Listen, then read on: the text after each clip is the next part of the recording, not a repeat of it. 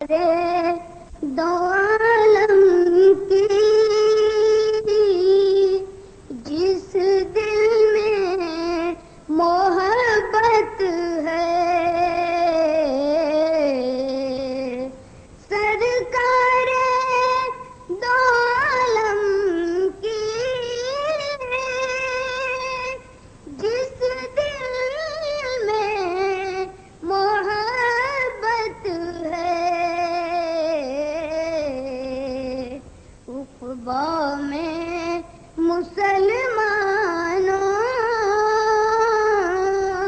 اس کے لیے یہ جنت ہے،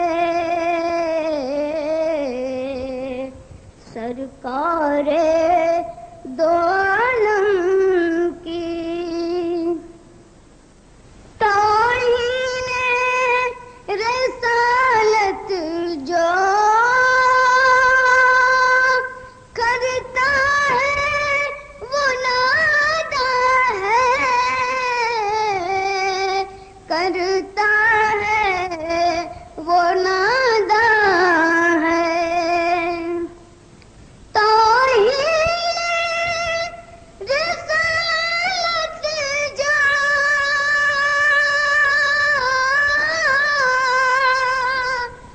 کرتا ہے وہ ناداں ہے۔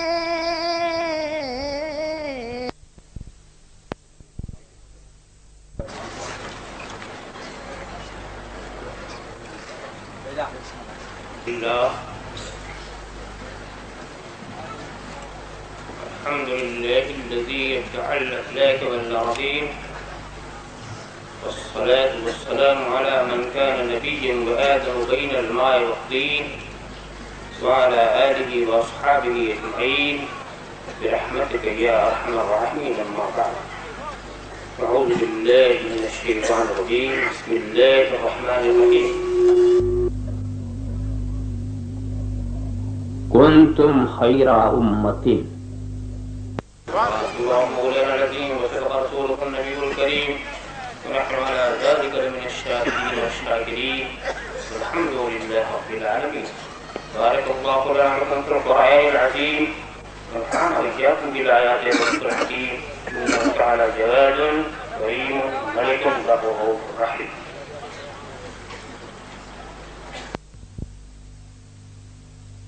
من علينا ربنا إذ بعث محمدا أيده بيده، أيدنا بأحمده، أرسله مبشرا، أرسله ممجدا، صلوا عليه دائما، صلوا عليه سرمدا. اللهم صل على سيدنا محمد وعلى آل محمد كما تحب وترضى أن تصلي عليه. ادب کا عشق زیر آسماں از عرش نازک تر، نفس گم کردہ می آید جنید و بایزید اینجا بمصطفیٰ برساں خیش را کہ دی ہم اوست، اگر با او نہ رسیدی تمام بول حویس. بجھ گئی عشق کی آگ اندھیر ہے، بجھ گئی عشق کی آگ اندھیر ہے، وہ حرارت گئی وہ شرارہ گیا. بجھ گئی عشق کی آگ اندھیر ہے، وہ حرارت گئی وہ شرارہ گیا. دعوت حسن کردار بے سود ہے، تھا جو حسن عمل کا سہارا گیا، تھا جو حسن عمل کا سہارا گیا. بجھ گئی عشق کی آگ اندھیر ہے، جس میں پاس شریعت نہ خوف خدا، وہ رہا کیا رہا وہ گیا کیا گیا. جس میں پاس شریعت نہ خوف خدا، وہ رہا کیا رہا وہ گیا کیا گیا. ایک تصویر تھی جو مٹا دی گئی، یہ غلط ہے مسلمان مارا گیا. ایک تصویر تھی جو مٹا دی گئی، یہ غلط ہے مسلمان مارا گیا جس میں پاس شریعت نہ خوف خدا، وہ رہا کیا رہا، وہ گیا کیا گیا، ایک تصویر تھی جو مٹا دی گئی، یہ غلط ہے۔ مسلمان مارا گیا بد نصیبو شہنشاہ کونین سے، صاحب قربت قابہ قوسین سے، بد نصیبو شہنشاہ کونین سے، صاحب قربت قابہ قوسین سے، تم نے کی دشمنی ہم نے کی دوستی، کیا تمہیں مل گیا کیا ہمارا گیا، نصیبو شہنشاہ کونین سے، صاحب قربت قابہ قوسین سے، تم نے کی دشمنی ہم نے کی دوستی، کیا تمہیں مل گیا کیا ہمارا گیا۔ اے میری قوم کے عالموں عارفوں، اے میری قوم کے زاہدوں عالموں، نخوت زہد و دانش بری چیز ہے۔ اے میری قوم کے زاہدوں عالموں، نخوت زہد و دانش بری چیز ہے، کیا مجھے یہ بتانا پڑے گا تمہیں کس سبب سے عزازیل مارا گیا، کیا مجھے یہ بتانا پڑے گا تمہیں۔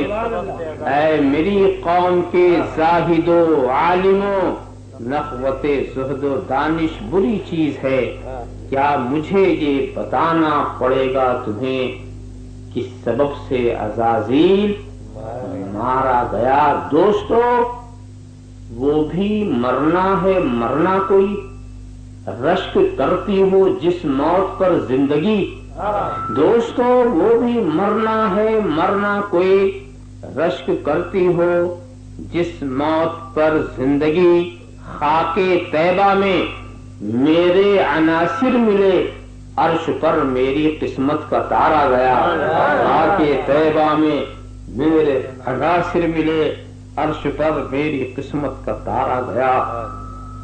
ان کے کوچے میں مر کر یہ ظاہر ہوا، ان کے کوچے میں مر کر یہ ظاہر ہوا، کچھ نہیں فرش سے عرش کا فاصلہ، کچھ نہیں فرش سے عرش کا فاصلہ، ان کے کوچے میں مر کر یہ ظاہر ہوا، کچھ نہیں فرش سے عرش کا فاصلہ۔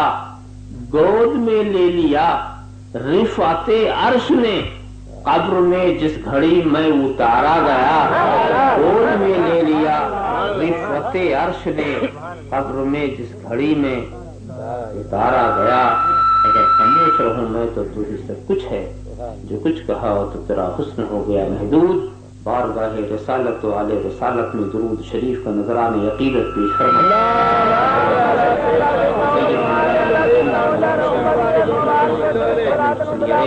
ایک بار اور ہدیہ صلاۃ پیش فرمائیں۔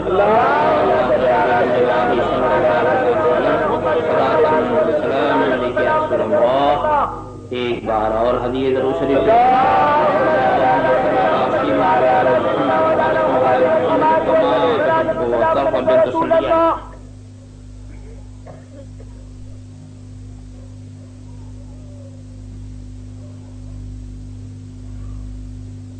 کنتم خیر امت،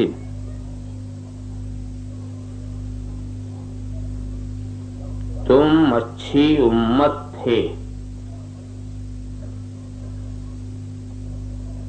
کنتم خیر امت، تم اچھی امت ہو، کنتم خیر امت، تم اچھی امت ہوگے، اخرجت للناس، جسے لوگوں کے لیے نکالا گیا، تم اچھی باتوں کا حکم کرتی ہو اور برائیوں سے روکتی ہو۔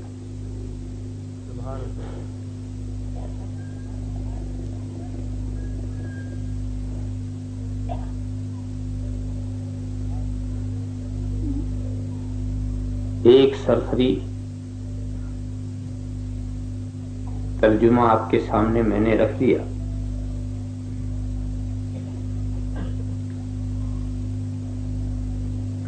اس سے پہلے کہ کوئی تفصیلی بات میں عرض کروں،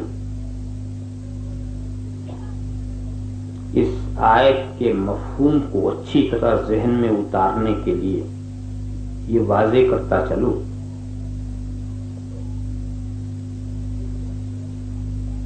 کہ اس آیت کا اس کی پہلی آیتوں سے تعلق کیا۔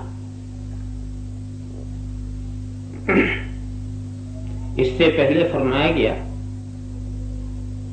کہ قیامت کے دن کچھ چہرے روشن ہوں گے اور کچھ چہرے تاریک ہوں گے۔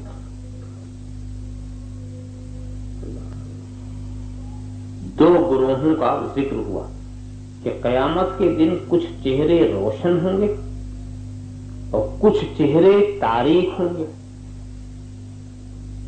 اب سوال یہ پیدا ہوا کہ امت رسول کا چہرہ کیسا ہوگا؟ تو آیت نے جواب دیا کنتم خیر امت، تم اچھی امت ہو، تمہارے چہرے یقیناً انشاءاللہ روشن ہوں گے۔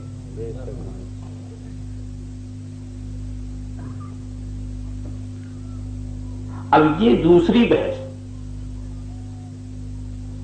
کہ آخر یہ چہروں پر روشنی کہاں سے آئے گی، یا یہ چہرے پر تاریکی کہاں سے آئے گی؟ ایسا تو نہیں کہ کوئی مرنے سے پہلے چہرہ سیاہ کر لیتا ہو، تو یہ سیاہی آئی کہاں سے؟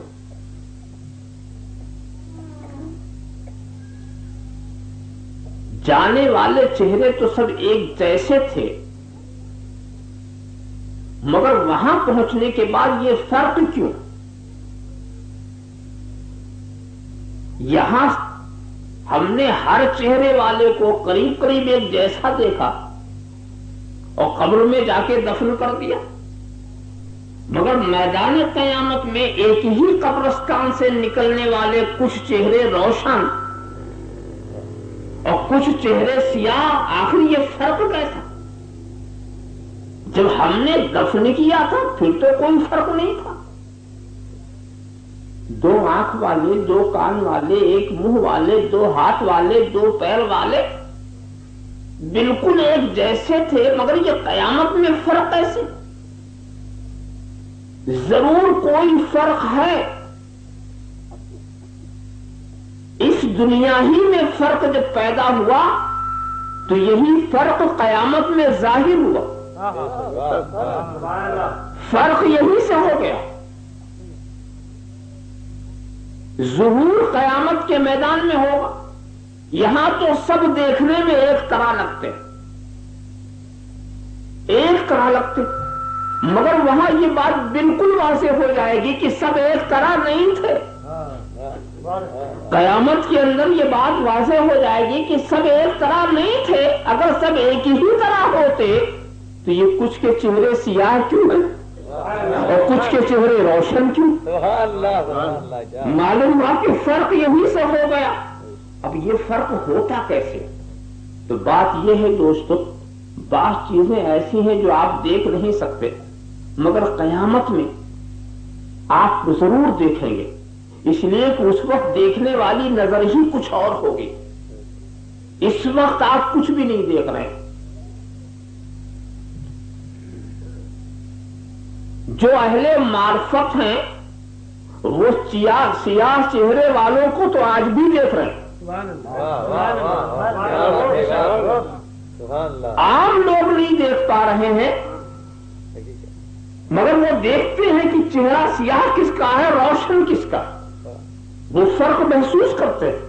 مگر قیامت کے دن تمہاری بصیرت اور تمہاری بصارت بھی بہت بڑھ جائے گی، ابھی تم نہیں دیکھ پاتے۔ فرشتوں کو دیکھ پا رہے ہو؟ نہیں دیکھ پاتے، حالانکہ ہر وقت فرشتے تمہارے ساتھ کر رہے ہیں، مگر میدان قیامت میں تم فرشتوں کو اپنی انہی آنکھوں سے دیکھو گے۔ وہاں کے جملہ معاملات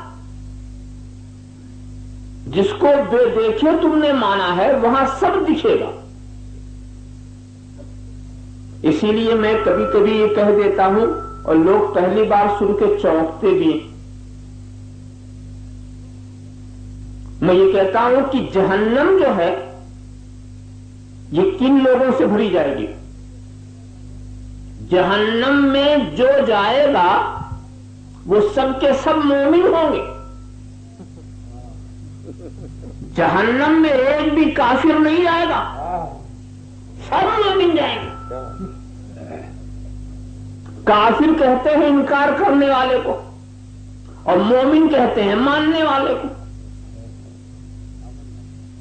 تو یہ جہنم میں جو لوگ جائیں گے یہ مت سمجھنا کہ یہ انکار کرنے والے ہوں گے، بلکہ وہ سب مانیں گے. یہاں انکار کر رہے ہیں، اس دنیا میں کر رہے ہیں، مگر وہاں نہیں کریں گے. وہاں انکار نہیں کریں گے. ارے قبر کا عذاب دیکھیں گے تو انکار کیسے کریں گے؟ فرشتوں کو دیکھیں گے تو انکار کیسے کریں گے؟ قیامت کا انکار کیسے کریں گے؟ قیامت تو سبھی پر موجود ہوگی، تو کسی چیز کا انکار نہیں کریں گے. وہاں پر یہ عظمت مصطفیٰ کا بھی انکار نہیں کریں گے، وہاں پر یہ شفاعت رسول کا بھی انکار نہیں کریں گے، وہاں پر یہ وسیلہ رسول کا بھی انکار نہیں کریں گے. ارے انکار کیا کریں گے؟ تلاش کریں گے.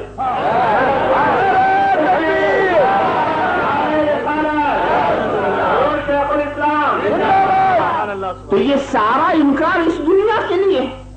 وہاں جنت دیکھ رہے ہیں، جہنم دیکھ رہے ہیں، فرشتوں کو دیکھ رہے ہیں، خدا کا عذاب دیکھ رہے ہیں، اس کی رحمت دیکھ رہے ہیں، رسول کو مقام محمود پر دیکھ رہے ہیں، رسول کے ہاتھ میں لیوائے حمد دیکھ رہے ہیں، انبیاء کو رسول کے پرچم کے نیچے دیکھ رہے ہیں. اب دیکھ رہے ہیں تو کیوں نہیں مانیں گے؟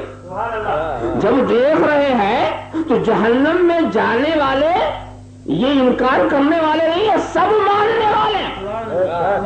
جہنم میں جو جتنے لوگ جائیں گے یہ سب ماننے والے جائیں گے، انکار کرنے والے. مگر ایک بات ہے کہ مانا تو وہاں مانا، وہاں مانا تو وہاں کے ماننے والوں کے لیے جہنم ہے، اور یہاں کے ماننے والوں کے لیے جنت ہے.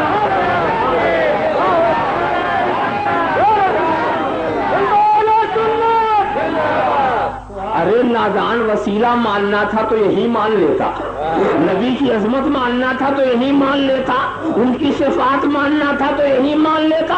جو کچھ مانو تو یہاں کا جو ماننے والا ہے وہ جنتی ہے، اور جو مرنے کے بعد ماننے والے ہیں وہ سب جہنمی.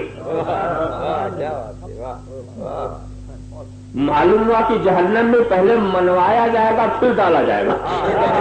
منوا کے ڈالا، اگر باہر سے ڈال دیا جاتا اور میدان قیامت میں منوایا نہ جاتا، نبی کی شان نہ دکھائی جاتی، نبی کا مقام نہ پہچنوایا جاتا، تو وہ نہ سمجھتے کہ ہم کس کے انکار کرنے والے تھے. اسی لیے میں اکثر کہا کرتا ہوں دوستو، میدان قیامت جو برپا کی گئی ہے، اگر میں آپ سے پوچھوں کس لیے، تو سب سیدھے گئے حساب کتاب کے لیے. حساب کتاب کے لیے، اسی لیے قیامت. تو جب یہ پوچھے حساب کتاب کے لیے تو پوچھو حساب کتاب کون لے گا؟ کون لے گا؟ کہا خدا. تو خدا کو کیا نہیں معلوم؟ حساب کتاب لینے کی ضرورت کیا؟ حساب کتاب لینے کی ضرورت کیا ہے؟ محشر کا منظر بپا کرنے کی ضرورت کیا ہے؟ سب کچھ میں جانتا. جسے چاہے جنت میں پہنچا دے، جسے چاہے جہنم میں ڈال لے، وہ قادر مطلق ہے، خالق کائنات. اگر بغیر حساب کتاب جہنمیوں کو جہنم میں ڈال دیا گیا تو کیا وہ وہاں جا کر اسٹرائک کریں گے؟ حساب نہیں لیا جہنم میں ڈال دیا، حساب نہیں لیا جہنم میں ڈال دیا، انقلاب زندہ باد، انقلاب زندہ باد. کیا کالی پٹی باندھیں گے؟ کالے جھنڈے دکھائیں گے؟ کیا کریں گے؟ ہے کسی میں دم مارنے کی گنجائش؟ تو حساب کتاب کی ضرورت کیا؟ وہ عالم الغیب و شہادہ، وہ سب کچھ جانتا، وہ جانتا ہے کس نے کیا کیا. جس نے جیسا کیا وہ چاہے تو اپنے فضل سے جنت میں پہنچا دے، وہ چاہے تو اپنے عدل سے جہنم میں ڈال دے. سوچو، غور کرو हिसाब किताब की कोई वजह समझ में नहीं आ रही, कोई वजह मैदान कयामत की समझ में नहीं आ रही, मगर मैदान कयामत होगा जरूर, चाहे तुम समझो या ना समझो। अब कोई बात अगर समझ में आती है तो सिर्फ इसी कदर कि ए महबूब, अगर मैंने हिसाब किताब नहीं लिया, अगर मैंने महशर बपा नहीं किया, अगर मैंने कयामत बपा नहीं किया और जन्नतियों को जन्नत में पहुंचा दिया, जहन्नमियों को जहन्नम में पहुंचा दिया, तो ये सब तो काम हो जाएगा। मगर ए महबूब, तेरे हाथ में लिवाए हमद कौन देखेगा? तेरे परचम के नीचे अंबिया की गुरों को कौन देखेगा? ए महबूब, तुझे मुकामे महमूद पर कौन देखेगा? तुझे मीजान के पास पहुंचकर सहारा देता हुआ कौन देखेगा? तुझे पुलसरात पर बाजू थामता हुआ कौन देखेगा? तुझे कौसर पर पानी पिलाता हुआ कौन देखेगा? और तुझे जहन्नम से गुनहगारों को निकालता हुआ कौन देखेगा? तो ए महबूब, ये हिसाब किताब के लिए कयामत नहीं है, तेरी शान दिखाने के लिए है, तेरा मुकाम दिखाने के लिए है, तेरी अजमत दिखाने के लिए है, तेरे मर्तबे को पहचान। दुनिया में जब तक रहे इनकार करते रहे, दुनिया में जब तक रहे तेरे मर्तबे से इनकार करते रहे, मगर आखिरी वक्त में तमाम कायनात को मैं जमा करूंगा, उसमें अंबिया भी होंगे, मुरसलीन भी होंगे, सालिहीन भी होंगे, फासिकीन भी होंगे, मुशरिकीन भी होंगे, मुवहिदीन भी होंगे, मोमिनीन भी होंगे, काफिरीन भी होंगे, दुरूद पढ़ने वाले भी होंगे, पत्थर बरसाने वाले भी होंगे, गालियां देने वाले भी होंगे, तौहीन और गुस्ताखी करने वाले भी होंगे। मैं सबको जमा करके एक ही वक्त में तेरी शान दिखाऊंगा, तेरा मुकाम दिखाऊंगा, तेरा दर्जा दिखाऊंगा, तेरी मंजिल दिखाऊंगा, ताकि जन्नती जन्नत में जाने से पहले ही समझ ले कि हमने किससे मोहब्बत किया था, ताकि और जहन्नमी जहन्नम में पहुंचने से पहले ही समझ ले कि हमने किससे दुश्मनी ली थी।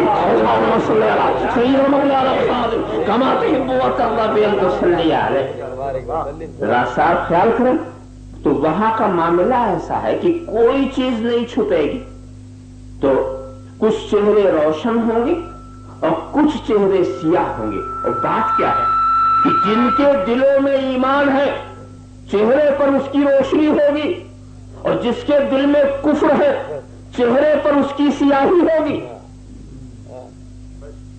कुल्लु इनाइन यतरशौ बिमा फीह, हर बर्तन से वही निकलता है जो उसमें होता। ऐसा नहीं हो सकता कि गिलास में दूध हो और पानी निकले, ऐसा नहीं हो सकता कि गिलास में पानी हो और दूध निकल आए। कुल्लु इनाइन यतरशौ बिमा फीह, हर बर्तन से वही निकलता है। तो जिस दिल में जो कुछ होता है, जिसके दिल में ईमान होगा उसके चेहरे पर ईमान की रोशनी होगी, और जिस दिल के अंदर कुफ्र होगा उसके चेहरे पर कुफ्र की सियाही होगी। आज का जमाना अजीब और गरीब है, कुछ लोग अपना चेहरा दिखाते फिरते हैं, और एक आयत उन्होंने याद कर रखी है, सीमाहुम फी वजूहिहिम मिन असरि सुजूद, उनकी पेशान, सीमाहुम उनकी पहचान क्या है कि उनके, तर्जुमा जो करते हैं वो तर्जुमा बता दो।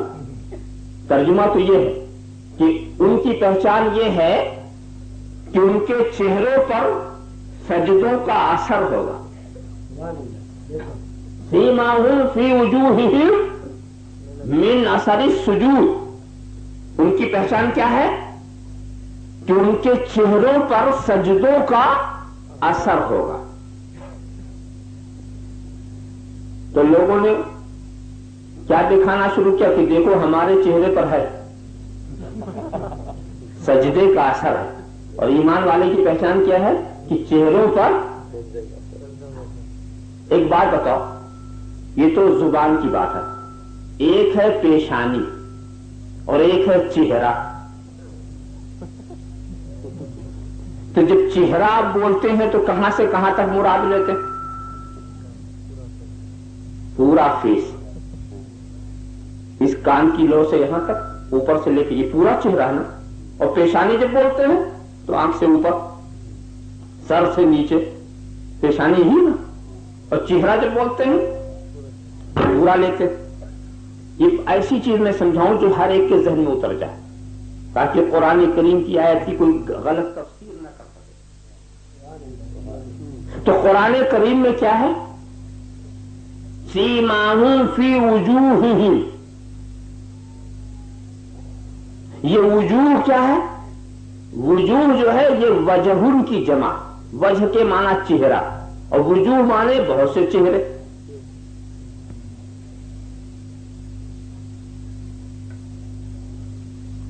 तो वजहुन के माना पेशानी आता ही नहीं।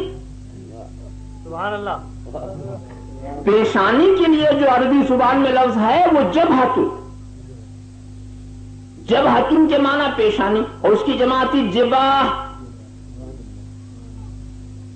तो यूं कहा जाता अगर सीमाहुम फी जिबाहिहिम मिन नसर सुजूद, अगर ये होता कि उनकी पहचान ये है कि उनकी पेशानियों पर सजदे का असर है, ये नहीं कहा गया, ये नहीं कहा गया कि पेशानियों पर सजदे का असर है, बल्कि ये चेहरे पर सजदे का असर है। गौर कीजिएगा, ये नहीं कहा पेशानी, पेशानी का जिक्र नहीं है, चेहरे का जिक्र है। तो मुफस्सिरीन किराम कहते हैं बात क्या है? कहा बात यह है कि जो लोग इबादत गुजार होते हैं उनके चेहरे पर एक खास किस्म की रौनक होती है। ये उस रौनक की बात हो रही है आयत में। आप रात को ना सोइए, जागिए रात भर, तो सुबह को बेदारी का असर आपके चेहरे पर होगा। पूरा चेहरा बताएगा कि आज जगे हुए मालूम होते हैं। ऐसे ही कोई इबादत गुजार है तो उसका पूरा चेहरा बताता कि ये किसी इबादत करने वाले का चेहरा। तो कुछ मुफस्सिरीन तो ये बताते हैं कि इबादत गुजार का पूरा चेहरा रोशन होता है, बारौनक होता। और कुछ मुफस्सिरीन ने कहा कि ये यहां की बात नहीं है, कयामत की बात है कि कयामत में सीमाहुम फी वजूहिहिम मिन नसर सुजूद, कयामत में इबादतों की वजह से इनके चेहरे रोशन नजर आएंगे। वो यहां की बात नहीं, वो कयामत की बात है कि कयामत में उनकी ये पहचान होगी। क्या समझे? बात चेहरे की हो रही है, पेशानी की नहीं। बात कहां की हो रही है? चेहरे की हो रही है। तो चेहरा देखना, पेशानी मत देखना।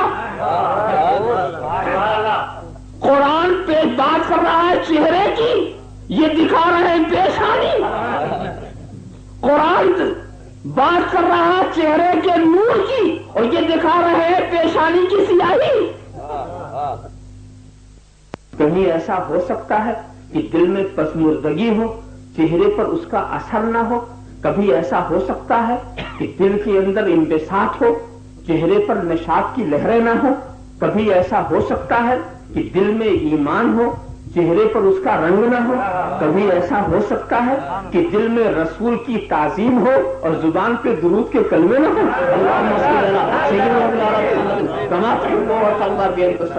तुमने नहीं देखा, दिल की बात तो इब्लीस न छुपा सका। जब कहा गया था उस जुदूल आदम, आदम का सजदा करो, तो जिनके दिल में हजरत आदम की ताजीम थी वो झुक गए, मगर ये बनावटी भी न झुका। बनावटी, अरे अपने चेलों की नकल कर, ये बनावटी नमाज पढ़ सकते हैं तो वो बनावटी झुक भी तो सकता था, बनावटी झुक सकता था, मगर बनावटी भी न झुक सका। दिल की जो बात थी उसके अमल से जाहिर हो गई। अब वस्तकबरा, इनकार कर दिया उसने, अपनी बड़ाई चाहिए। बात यह है वकाना मिनल काफिरीन, ये अमल उसने इसलिए किया है कि इल्मे इलाही में तो वो पहले ही से काफिर होने वाला था। अल्लाहुम्मा सल्ली अला सय्यिदना मुहम्मद कमा तुहिब्बु व तर्दा सल्ली अलैहि। चेहरे रोशन होंगे और कुछ चेहरे तो आवाज ही से आदमी समझ लेता है कि कहां क्या चीज, अगर आप पहचान लें। मिसाल के तौर पर एक मोटी सी मिसाल दूं, इसी मकान के अंदर कोई बच्चा सो रहा, आप इधर से गुजरे, بچے کے رونے کی آواز آئی. آپ نے دیکھا نہیں بچے کو؟ آگے بڑھے, پوچھا کیا ہے؟ فوراً آپ کہتے کوئی بچہ رو رہا. کیا دیکھا آپ نے؟ کہا میں نے نہیں دیکھا, مگر بچے کی کیا آواز ہوتی ہے میں جانتا ہوں. ہاں, اگر کبھی بچے کے رونے کی آواز آپ نے کبھی نہ سنی ہوتی تب تو مشکل تھا. کر رہا تھا کہ اگر آپ آواز پہچانتے ہیں, پہلے سے سن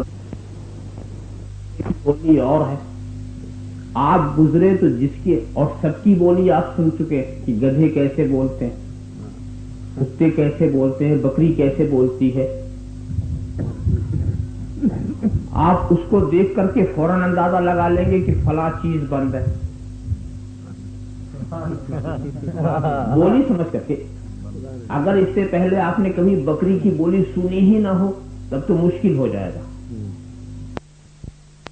بولی آپ سن چکے ہیں, گدھے کیسے بولتے ہیں, کتے کیسے بولتے ہیں, بکری کیسے بولتی ہے.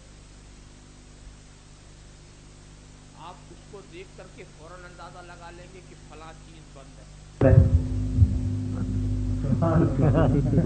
بولی سمجھ کر کے. اگر اس سے پہلے آپ نے کبھی بکری کی بولی سنی ہی نہ ہو تب تو مشکل ہو جائے گا, مگر سن چکے ہیں تو بغیر دیکھے آپ یقین کے ساتھ کہیں گے کہ کوئی بکری چلا رہی, کوئی گدھا بول رہا ہے. وجہ یہ ہے کہ ایسا ہو ہی نہیں سکتا کہ کمرے میں گدھا ہو اور آواز بکری کی آئے. ایسا ہو ہی نہیں سکتا کہ بکری ہو اور آواز گدھے کی آئے. ایسا ہو ہی نہیں سکتا کہ اندر مرغی ہو اور آواز کتے کی آئے. ایسا ہو ہی نہیں سکتا آدمی ہو کوئی اور آواز جانور کی آئے. جو ہوگا اندر اسی کی تو آواز آئے گی نا. کمرے کے اندر جو ہوگا اسی کی تو آواز آئے گی. تو ایسے ہی دل کے کمرے کے اندر جو ہوگا اسی کی تو آواز آئے گی. اور اگر ہم نے آواز پہچان لیا کہ فلاں کی آواز کیا, فلاں کی آواز کیا, پہلے سے پہچانے ہیں کہ ایک ابلیس کی آواز تھی اور ایک ملائکہ کی آواز. ملائکہ کی آواز کیا؟ ان اللہ و ملائکتہ یصلون علی النبی, یہ ملائکہ کی آواز. اللہ اس کے سارے فرشتے درود بھیجتے ہیں, درود بھیجتے ہیں نبی پر. تو درود کا بھیجنا یہ ملائکہ کی آواز ہوئی. نبی پر درود بھیجنا, نبی کی تعریف و توصیف کرنا یہ ملائکہ کی آواز ہے. اس لیے کہ صلاۃ کے معنی جہاں درود بھیجنے کے آتے ہیں وہیں صلاۃ کے معنی تعریف و توصیف کرنے کے بھی آتے ہیں. تو اب آیت کا یہ بھی مطلب ہو سکتا ہے ان اللہ و ملائکتہ یصلون علی النبی, اللہ اور اس کے سارے فرشتے تعریف اور توصیف کر رہے ہیں نبی کی. اور خود درود بھیجنا بھی ایک تعریف ہے, یہ بھی ایک توصیف ہے. تو اب معلوم یہ ہوا کہ نبی کی تعریف و توصیف کرنا, نبی پر درود و سلام بھیجنا یہ ملائکہ کی آواز ہے. اور نبی کی تذلیل کرنا, نبی کی تقلیل شان کرنا, نبی کے لیے انا خیر منہ, میں ان سے بہتر ہوں. نبی کے لیے کہ مجھے آنکھ سے پیدا کیا گیا, انہیں مٹی سے پیدا کیا گیا, میں ناری یہ خاکی, میں جن یہ بشر. تو لفظ بشر کو نبی کے لیے توہین کے معنی میں استعمال کرنے والا ابلیس. دیکھو ایک بات میں بتاؤں, اس میں کوئی شک نہیں ہے کہ نبی بشر ہی پر, مگر لفظ بشر کو نبی کی شان کو کم کرنے کے لیے استعمال کرنا کفر ہے. تو سب سے پہلے بشر نبی کو کس نے کہا؟ ابلیس نے. تقلیل شان کی نیت سے سب سے پہلے بشر نبی کو ابلیس نے کہا, اور یہ کہ ان کو مٹی سے بنایا. تو یہ سب ابلیس کی آواز تھی جو قرآن میں محفوظ ہے. قرآن نے بتا دیا کہ نبی کی شان میں اس نے کیا کیا کہا. تو وہ بھی آواز ہم پہچان چکے ہیں, ملائکہ کی بھی آواز پہچان چکے ہیں, ابلیس کی آواز بھی پہچان چکے ہیں. تو اب جو نبی کی توہین کرے گا, ہم سمجھ لیں گے دل میں کون ہے، ہم سمجھ لیں گے دل میں کون ہے، اور جو نبی کی تعظیم کرے گا وہ بھی ہم سمجھ لیں گے کہ اس کے دل میں کیا ہے۔ اللہم صلی علی سیدنا مولانا محمد کما تحب تصلی علیہ۔ تو کل اناء یترشح بما فیہ، برتن سے وہی نکلتا ہے جو اس میں ہوتا ہے۔ اسی لیے دوستو اچھی طرح سے سمجھ لو، وہاں پر اپنے چہرے کو روشن کرنا ہے تو پہلے روشنی کے اسباب یہی تلاش کرو، روشنی کے اسباب یہی تلاش کرو کہ چہرہ کہاں روشن ہوتا ہے، وہ کون سا در ہے جہاں کالے چہرے بھی روشن ہو جاتے ہیں، وہ کون سا در ہے جہاں پر سیاہ روح روشن ہو جایا کرتے ہیں۔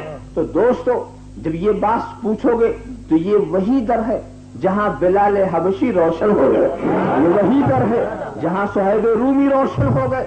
تو اسی در سے اگر تم رابطہ قائم کرو گے تو یہیں سے رابطہ قائم کر لو، یہیں سے ان کے ہو جاؤ، یہیں سے انہیں مان لو، عادت اچھی بنا لو۔ یحشر الناس علی عاداتہم، تمہارا حشر تمہاری عادتوں پر کیا جائے گا، جیسی تمہاری عادت ہوگی وہی عادت وہاں بھی رہ جائے گی۔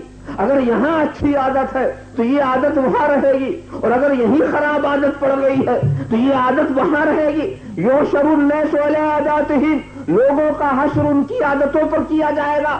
دوستو قبر میں جب پہنچو گے تو سوال کیا کیا جاتا؟ ما کنت تقول فی ھذا الرجل، دو سوال کے بعد یہ سوال ہوگا، پہلا تو من ربک ما دینک، پھر ما کنت تقول فی ھذا الرجل، اس مرد کے بارے میں کیا کہتے تھے، اس مرد کے بارے میں کیا کہتے تھے۔ تب جو کہتے تھے وہی کہیں گے نا، کیا کہتے تھے وہی تو کہیں گے۔ ارے ہم سے اگر پوچھا گیا کہ ما کنت تقول فی ھذا الرجل، اس مرد کے بارے میں کیا کہتے تھے، ہم بہت ہی ادب کے ساتھ عرض کر دیں گے ہم تاجدار کائنات کہتے تھے، ہم امام الانبیاء کہتے تھے، ہم رحمت للعالمین کہتے تھے، ہم شفیع المذنبین کہتے تھے، ہم خاتم النبیین کہتے تھے، ہم صاحب دنا فتدلہ وقاب قوسین او ادنی کہتے تھے، ہم صاحب اسراء کہتے تھے، ہم حسن و جمال والا کہتے تھے، ہم فضل و کمال والا کہتے تھے، ہم جاہ و جلال والا کہتے تھے، ہم جود و نوال والا کہتے تھے، ہم ساری کائنات کا آقا کہتے تھے، ہم ساری کائنات کا مولا کہتے تھے۔ اب ان سے پوچھو یہ کیا کہیں گے، ہم کیا کہتے تھے، ہم کیا کہتے تھے۔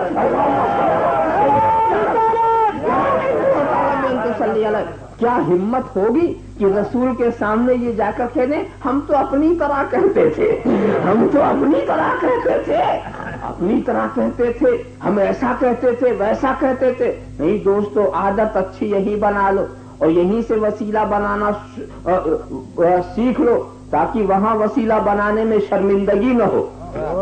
معاملہ ایسا ہوگا جو لوگ یہاں وسیلہ بناتے ہیں وہ تو آگے آگے ہوں گے، میدان قیامت میں وہ آگے آگے ہوں گے، اور جو نہیں بناتے وہ پیچھے پیچھے ہوں گے کہ اب یہاں تو پھنسے ہوئے ہیں، چلو ان کے پیچھے ہی چلو، ان کے پیچھے چلو۔ تو میں تو چاہتا ہوں کہ عادت یہی اچھی بنا لو، اور کبھی کبھی اچھی عادت بہت کام آ جاتی ہے۔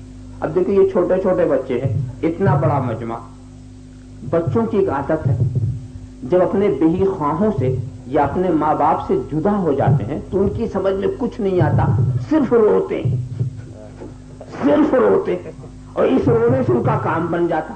آپ کہیں کیسے؟ جیسے ایک چھوٹا سا بچہ ہے، باپ اتفاق سے بچھڑ کے چلا گیا، اب کوئی ہے ہی نہیں کہ گھر تک پہنچائے، باپ سے ملانے والا کوئی نہیں، تو بچہ رونے لگا، رونے لگا۔ جب رونے لگا تو دوسروں والے نے سوچا تو کس کا بچہ ہے، کس کا بچہ؟ اس نے نام بتا دیا کہ میرے باپ کا فلاں نام ہے، ہاتھ پکڑا لے کے جا کے گھر پہنچا دیا کہ تو اپنے بچے کو چھوڑ کے چلایا تھا، رو رہا تھا، اپنے بچے کو چھوڑ کے تو چلایا تھا، رو رہا تھا۔ تو دیکھو رونے کی عادت کتنی اچھی رہی، رونے کی عادت میں باپ سے ملا دیا، اگر یہ نہ روتا تو کوئی پوچھتا بھی نہیں، سب اپنی اپنی راہ لیتے، یہ یہی پڑا کا پڑا رہ جاتا، مگر رونے کی عادت نے اس کو اس کے باپ تک پہنچا دیا۔ تو لوگوں تم بھی عادت بنا لو، جب مصیبت آئے، جب پریشانی آئے، جب کوئی مشکل آئے تو اغثنی یا رسول اللہ، اغثنی یا رسول اللہ، اغثنی یا رسول اللہ، اے اللہ کے رسول ہماری فریاد کو پہنچے، اے اللہ کے رسول ہماری فریاد کو پہنچے۔ تو اللہ کے رسول یا رسول اللہ انظر حالنا، یا حبیب اللہ اسمع قالنا، اے اللہ کے رسول ہمارے حال کو پر نظر فرمائے، اے اللہ کے رسول ہماری بات سماعت فرمائے، ہماری بات پوری فرمائے۔ کہنے کا بتا عادت بنا لو، جب مصیبت آئے انا مستجیر بک یا رسول اللہ، انا مستجیر بک یا رسول اللہ، اس لفظ کو یاد رکھو، نعرہ تکبیر، انا مستجیر بک یا رسول اللہ، اس لفظ کو یاد رکھو۔ یہ صرف یہ نہیں ہے، یہ حضور کا دیا ہوا لفظ ہے، حضور کا دیا ہوا کلمہ ہے کہ جب کسی پر ایسی مصیبت پڑے جس کا کوئی حل ہی نظر نہ آتا ہو تو وہ دل کی سچائی کے ساتھ یوں نعرہ بلند کرے، انا مستجیر بک یا رسول اللہ، انا مستجیر بک یا رسول اللہ، اے اللہ کے رسول ہم آپ کی پناہ چاہتے ہیں، اے اللہ کے رسول ہم آپ کی پناہ چاہتے ہیں، انشاءاللہ اس کا کام پورا ہو جائے گا۔ اے اللہ کے رسول ہم آپ کی پناہ چاہتے ہیں، اے اللہ کے رسول ہم آپ کی پناہ چاہتے ہیں، انشاءاللہ اس کا کام پورا ہو جائے گا۔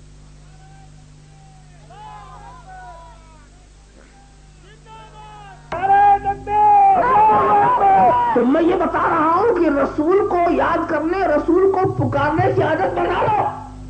جب مصیبت پڑے تو رسول کو پکارو، جب مصیبت پڑے تو تو کیا ہوگا؟ قیامت میں جب پہنچو گے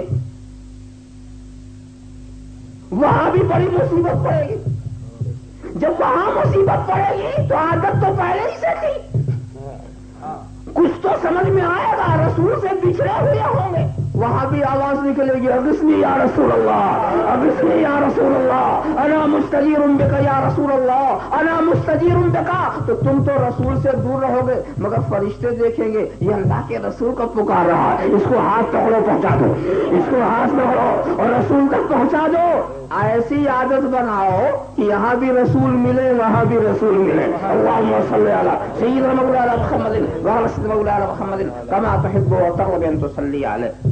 کنتم خیر امت، تم اچھی امت تھے۔ کہاں تھے؟ پہلے تھے ہی نہیں تو تھے کہاں؟ جب ہم پیدا ہی نہیں ہوئے تو تھے کہاں؟ نہیں تھے، تھے حضرت کلیم کے زمانے میں بھی تھے تم، حضرت مسیح کے زمانے میں بھی تھے، حضرت خلیل کے زمانے میں بھی تھے، حضرت نوح کے زمانے میں بھی تھے۔ کہا کہ ہم تو سب سے آخر میں پیدا ہوئے، پہلے کہاں تھے؟ انبیاء کی زبانوں پر تھے، قرآن آسمانی صحیفوں میں تھے، اس دور کے امتیوں کے تذکروں میں تھے۔ ایسے بعد میں یاد پہلے ہی سے موجود ہے، تمہارا ذکر پہلے ہی سے موجود ہے، تمہارا تذکرہ پہلے، تمہارا چرچا پہلے ہی سے، تمہارا چرچا پہلے ہی سے۔ وہ واقعہ میں سناؤں تو بات اور واضح ہو جائے۔ حضرت عیسیٰ کا واقعہ، اتفاق سے وہ ایک ایسی پہاڑی سے گزرے، وہاں ایک بہت ہی خوبصورت گنبد نظر آیا۔ گنبد کی بناوٹ دیکھی، سوچا یہاں کس نے بنایا ہوگا۔ حضرت عیسیٰ کو بڑی حیرت ہوئی۔ حضرت جبریل آئے، کہا اے اللہ کے پیغمبر، اللہ کے نبی، کیا اس سے بھی زیادہ حیرت ناک چیز دیکھیں گے؟ کیا؟ انہوں نے کہا ہاں دیکھیں گے۔ اتنے میں اسی گنبد میں سے دروازہ ہو گیا، اندر گئے تو ایک آدمی بوڑھا اس میں عبادت کرتا ہوا نظر آیا۔ حضرت عیسیٰ کو بہت تعجب ہوا، پوچھا کتنے زمانے سے؟ کہا 1000 برس سے۔ اور یہ قدرت کی طرف سے یہ غذا مل جاتی، میں صرف عبادت کرتا ہوں، دنیا کے کسی معاملے سے کوئی سوال ہی نہیں تھا۔ تو حضرت عیسیٰ سمجھتے ہیں کہ اللہ کا یہ بہت مقبول بندہ ہے، دل میں یہ خیال آیا بہت مقبول بندہ۔ تو حضرت جبریل کہتے ہیں حکم الہی سے کہ رب تبارک و تعالیٰ ارشاد فرما رہا ہے کہ امت کو ہم ایک ایسی بات اس رات بھر اگر وہ عبادت کر لے تو وہ اس سے زیادہ مقبول. لیلۃ القدر خیر من الف شہر. یہ سننا تھا کہ حضرت عیسیٰ کی زبان پہ کیا، یا لیتنی کنت من امت محمد، کاش کی میں محمد کی امت سے ہوتا. وہی چرچا. تو تم پہلے بھی تھے مگر انبیاء کے اذکار میں، امتوں کے تذکروں میں، آسمانی صحیفوں میں. کنتم، تم ہو، کنتم خیر امت، تم اچھی امت ہو.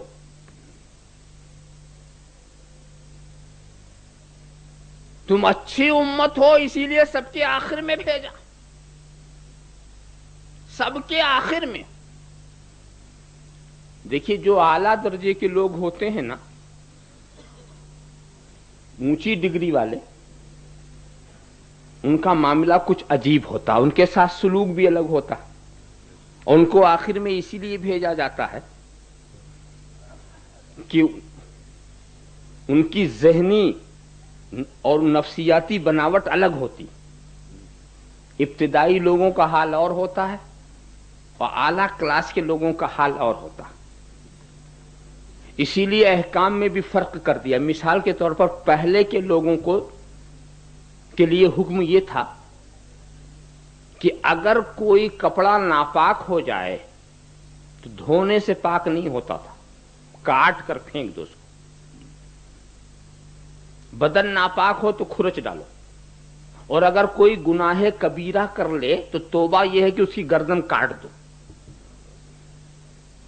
اور گناہ کبیرہ کرنے والا اپنا گناہ چھپا نہیں سکتا تھا، اس لیے کہ اس کے دروازے پہ لکھ اٹھتا تھا کہ آج اس نے یہ کیا. اور زکات میں کتنا؟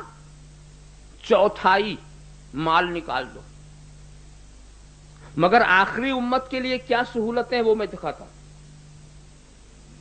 زکات میں 1/4 کے بجائے 40واں. اور گناہ کبیرہ اگر خدا نخواستہ ہو جائے تو توبہ، بس ندامت کے 2 آنسو.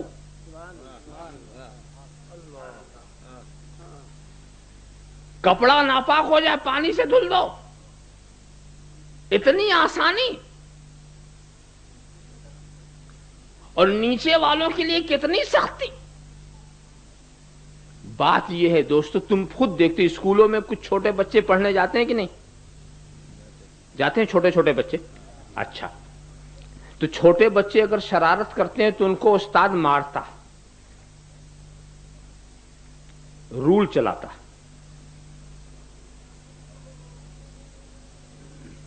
اور جب لڑکا بہت آگے بڑھ گیا، گریجویٹ ہو گیا، تو اب رول نہیں مارتا. اب اس کو کیا سزا دیتا ہے؟ اگر کبھی اس نے کوئی بے توجہی کی،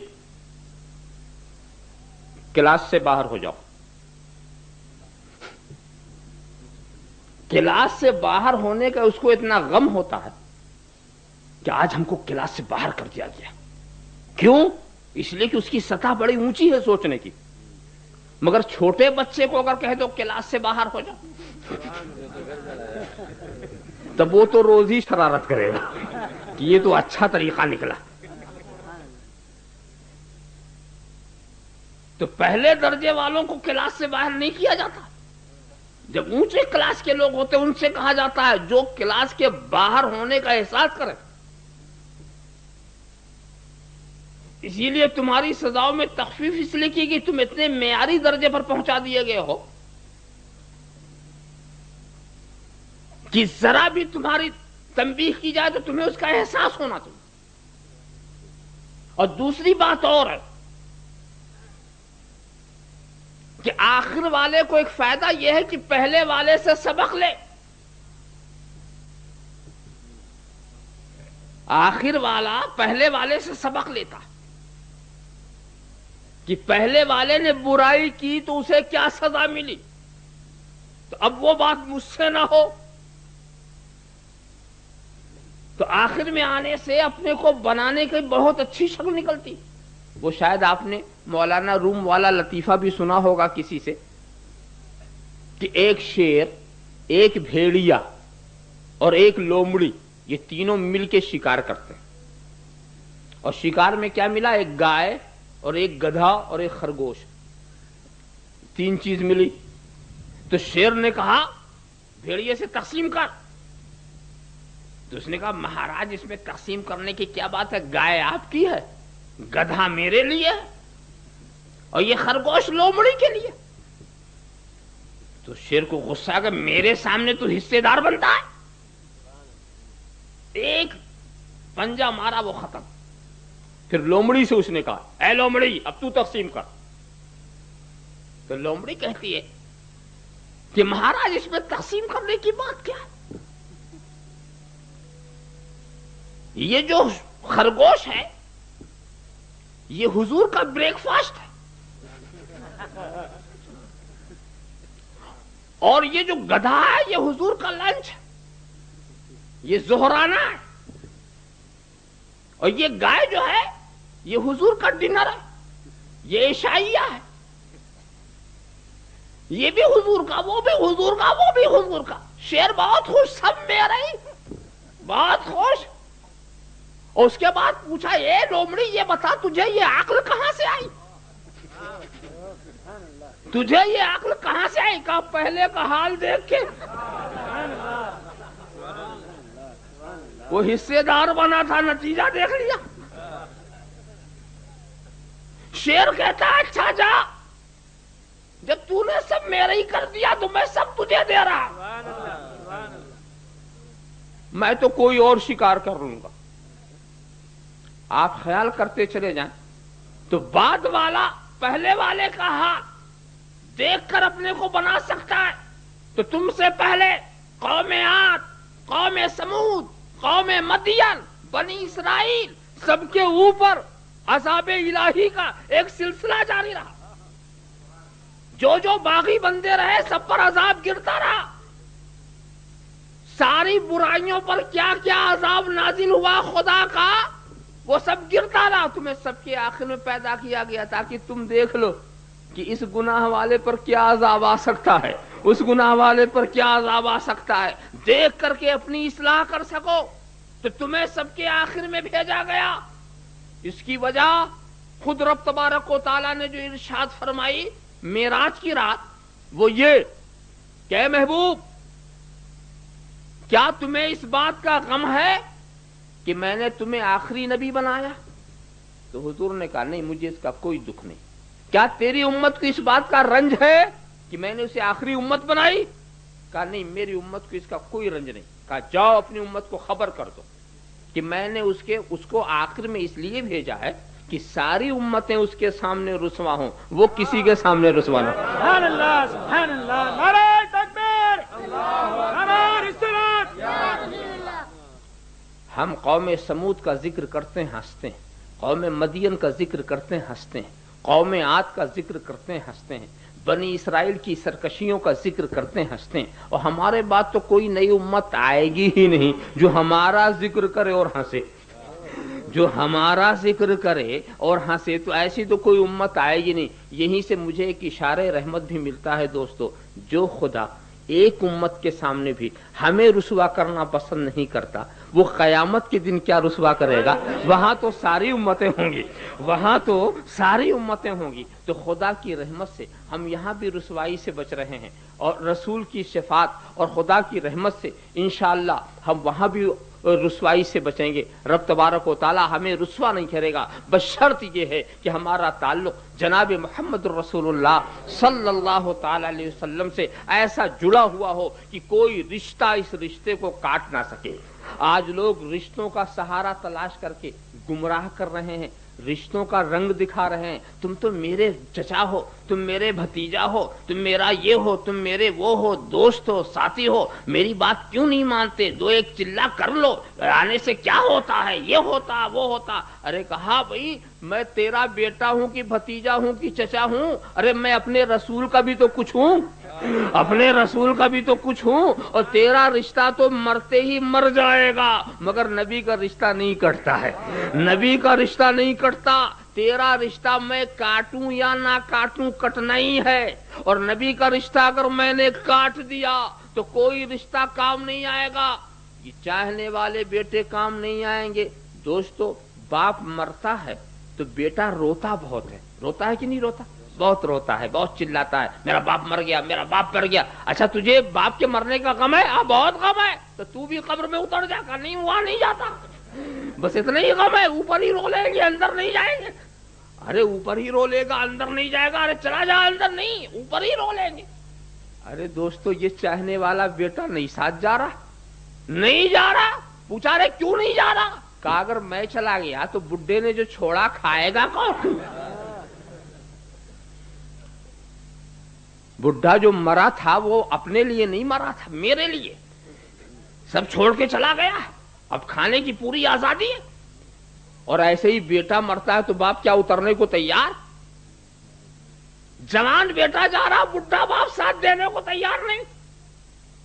معلوم ہوا دوستو کہ قبر کا ساتھی کوئی نہیں، کوئی ساتھی نہیں ہے، مگر میں تمہیں یقین دلاتا ہوں، تم گنبد خضرا والے سے مل جاؤ، گنبد خضرا والے سے مل جاؤ، وہ اگر مل گئے تو وہ قبر میں بھی ملیں گے، حشر میں بھی ملیں گے، پل صراط پر ملیں گے، حوض کوثر پر ملیں گے، میزان کے پاس ملیں گے۔ تو بھئی ایسے ہی سے ملو جو مل جائے تو ملتا ہی چلا جائے۔ اللہم صلی علی سیدنا مولانا محمد کما تحب و ترضی بین تصلی علیہ۔ جہاں کوئی نہ ملے وہاں وہ ملیں گے۔ تو یہی میں بتانا چاہتا ہوں دوستو کہ تم اچھی امت ہو، تم اچھی امت ہو، بات بہت دور پہنچ جائے گی اگر میں یہ سمجھنے کی کوشش کروں کہ آخر تمہارے اندر اچھائی ہے کس بات کی۔ تم اچھی امت ہو، ذرا دیکھنا اپنے عمل کو، نماز غائب اور اچھی امت ہو، روزہ غائب پھر بھی اچھی امت، پیسہ جمع کر رہے ہو حج کا ارادہ نہیں پھر بھی اچھی امت، تھیٹر اور سنیما لگایا ہو پھر بھی اچھی امت۔ کہاں ہو تم اچھی امت؟ اگر دیکھو تو تم سے بدتر تو کوئی نظر نہیں آتا۔ وہ کون سے عیب ہے جو پہلے والوں میں تھے تم میں نہیں ہیں؟ غور کرو، شرابی تمہارے اندر، جواڑی تمہارے اندر، بدکار تمہارے اندر، چور تمہارے اندر، ڈاکو تمہارے اندر، حرام کا پیسہ لینے والے تمہارے اندر، رشوت کو حق کہہ کر کے وصول کرنے والے تمہارے اندر۔ رشوت مانگتے ہو، کہتے ہیں ہمارا حق دے دو۔ میں پوچھتا ہوں اگر رشوت حق ہے تو ناحق کیا ہے؟ تمہارے اندر دھوکہ دینے والے، فریب کرنے والے تمہارے اندر، ماں باپ کی نافرمانی کرنے والے تمہارے اندر، بیویوں کا حق ادا نہ کرنے والے تمہارے اندر، پڑوسیوں پر ظلم کرنے والے تمہارے اندر، بھائیوں پر ستم ڈھانے والے تمہارے اندر۔ کون سی برائی ہے جو تمہارے اندر نہیں ہے؟ پھر تم اچھے کیسے؟ کون سی اچھائی ہے تمہارے اندر؟ سوچنے کی بات ہے۔ مگر قرآن کنتم خیر امت، تم اچھی امت ہو، اتنی ساری برائیاں، پھر یہ اچھی امت کیسے؟ دوستو تمہیں تو اچھی امت جب کہا تھا تو ہر حیثیت سے تمہیں اچھا ہونا چاہیے، ہر حیثیت سے تمہیں بہتر ہونا چاہیے تھا۔ مگر یہ ایسی بات ہے کہ ہم تم سے کہیں کہ تم اچھی امت ہو تو تم خود سوچ میں پڑ جاؤ گے کہ ہمارے اندر اچھائی کیا ہے، ہمارے اندر اچھائی کیا ہے۔ سوچنے کی بات ہے کہ نہیں؟ اپنی زندگی کا مطالعہ کرو، اپنے کردار کو دیکھو، اپنی گفتار کو دیکھو، اپنے اٹھنے بیٹھنے کو دیکھو، اپنے سونے جاگنے کو دیکھو، اپنے معاشرتی تعلقات کو دیکھو، اپنے تمدنی احوال کو دیکھو، سب کچھ دیکھو کتنی ابتری ہے، کس قدر خرابی آ گئی ہے۔ تم جو صورت میں نصارا تو تمدن میں ہنود، یہ مسلمان کی جنہیں دیکھ کے شرمائے یہود، یوں تو سید بھی ہو، مرزا بھی ہو، افغان بھی ہو، تم سبھی کچھ ہو، بتاؤ کہ مسلمان بھی ہو؟ کون تم؟ خیرہ امت، تم اچھی امت کیسے؟